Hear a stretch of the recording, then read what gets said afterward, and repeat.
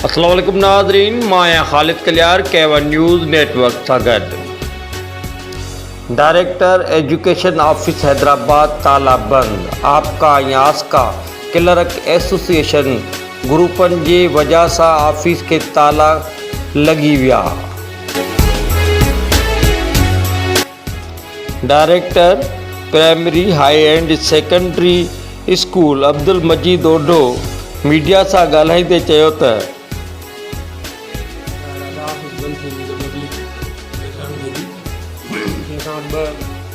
आस्का तंजीम आहे आस्का वारनि प्रोग्राम रखियो बिना परमिशन उन में आस्का वारनि एहतजाज कयो त छो रखियो आहे। आस्का वारनि जो प्रोग्राम बिल्कुलु विदाउट परमिशन आहे, ग़लति आहे। आस्का वारनि जेको एक्शन वरितो आहे उहो बि अवामी ऑफिस जो वफ़ादार कोन्हे। असांजे लाइ उन ख़िलाफ़ु जेके बि जा ज़िम्मेदार थिया हींअर असांजी परमिशन असांजी परमिशन न वेठा आहिनि। अंदरि जोड़ी आस्का वारा हलिया आहिनि, उहो पंहिंजे IFC इख़्तिलाफ़ करे छॾियो आहे। हले बि सघनि था न पवंदा यकीन। असां उन्हनि जे ख़िलाफ़ु जेके कनि था पिया इनशाला उन्हनि जे ख़िलाफ़ु एक्शन वठंदासीं। ॻाल्हि कोन्हे गॾु माण्हुनि जे करे ईअं ज़ाहिर आहे को माण्हू तालो हणी हलियो थो वञे, हर माण्हूअ जे कर लॻी थो पए। असां उन्हनि लाइ बि इहा शइ कंदासीं। इनशाला शइ ॿीहर न थींदी। हाणे ईअं आहे न त ज़ाहिर ॻाल्हि आहे, ख़र्चु करे या न करे जेको हिते अचे थो पंहिंजे कंहिं कम सां थो वञे। असां पाण मौजूदु आहियूं। इनशाला जेको बि आयो असां कम को सवाल न मोटाईंदासीं, जो कमु कंदासीं। बाक़ी हाणे उहा हिकिड़ी शइ करे विया आहिनि, उन लाइ असां पाण कानूनी एक्शन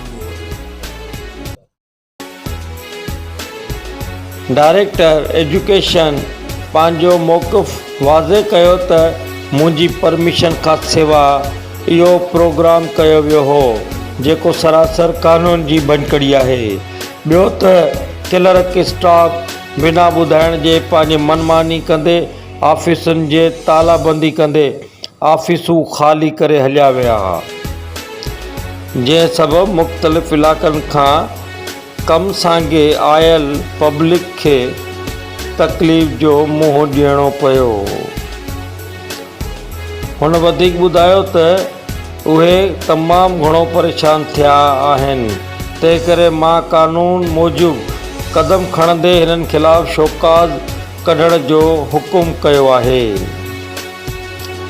ऐं वधीक कार्रवाईअ लाइ बाला ऑफिसरनि खे हिन मामले बाबति रिपोर्ट जारी करे आगाह कयो वेंदो। केवन न्यूज़ नेटवर्क हैदराबाद।